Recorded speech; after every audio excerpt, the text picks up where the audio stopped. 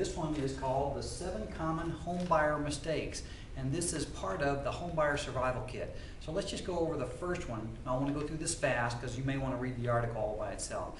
But the first one is going too fast. A lot of times you'll go out there and you'll put a contract on a house that seems like it's the perfect house, only to find that A, you bought too much, 2, you may not have done some of the preliminary work that you needed to do, and 3, it ends up that you either can't afford it really, or maybe you find something even better before you go on. So going too fast is one of the mistakes when we go into contract and we find out that, oh my gosh, how can we get out of this thing?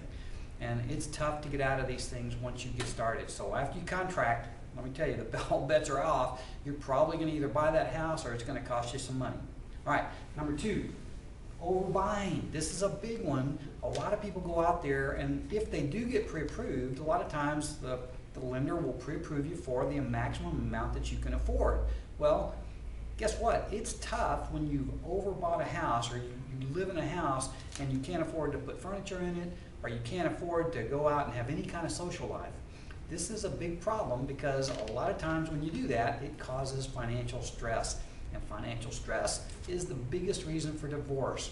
And if divorce happens, then you're in a big house and you not only don't have any furniture, but you don't have a spouse. Not a good thing. All right, number 3, representation. It's very important that you understand how realtors represent you and what the rules are for those.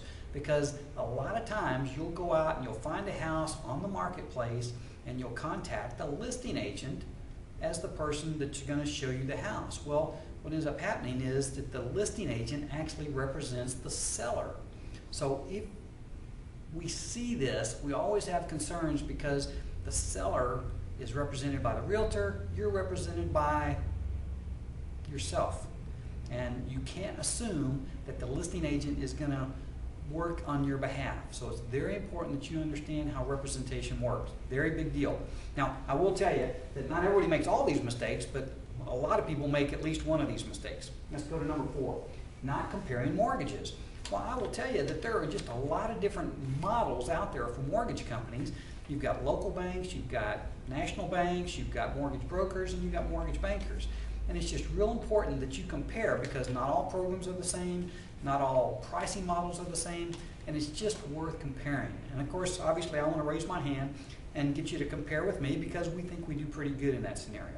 Now, let me go on to number 5, not getting pre-approved. A lot of people will go out and get a pre-qualification, but they may not get pre-approved, or maybe they don't even get pre-qualified, and then they go and try to buy a house. Well, the worst possible thing that happens is they're shocked when the lending standards have changed, and they change, seem like weekly now, and to the point where you don't qualify anymore.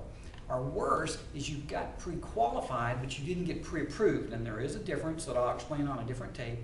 And you get that ugly surprise that after you thought you were pre-qualified, all of a sudden the rug is pulled out from under you because you didn't supply some documentation to get pre-approved. It's a big mistake. It costs a lot of gnashing of teeth, a lot of realtor anger, a lot of seller anger. Don't do it. Get pre-approved if you can. All right? And number 6, wait for the perfect home. Now, I'm sure that there's a home out there that will suit your needs. I'm sure that you're going to find it with some due diligence. But to find the perfect home, you might as well get past that. There's not the perfect home out there. Even though in this particular market there's a lot of homes for sale, you have a lot of options, you may want to make a list, and I think we talked about this in our previous thing, and if you can fit 90% of your wants and needs, then that might be a good one to seize on. Because what happens is if you wait for the right house or wait for that perfect house, you're going to spend a lot of time in the market and you're going to miss some very good opportunities for that. And financing could change also. And finally, number 7, shortcutting the inspection. Now, this doesn't mean that you don't necessarily get an inspection. It may mean that you get your brother-in-law who has a friend that's an electrician that's going to go over and help you do that stuff. Well, I can tell you that a whole house inspection is a very valuable piece of insurance to protect you.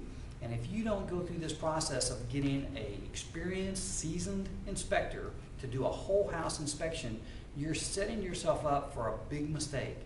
So just be aware of that. Now, if you have any questions about the 7 common mistakes, and I call them killer mistakes because every one of them will end up costing you money. My role is to make sure that you save money in this transaction, and that's why I want to raise my hand and say, if I can give you a quote or a pre-qualification, I'd love to do that. This is Mike Durr. Talk to you soon. Appreciate it. Be ready for the next part to the home buying survival kit coming up. Talk to you soon. Bye-bye.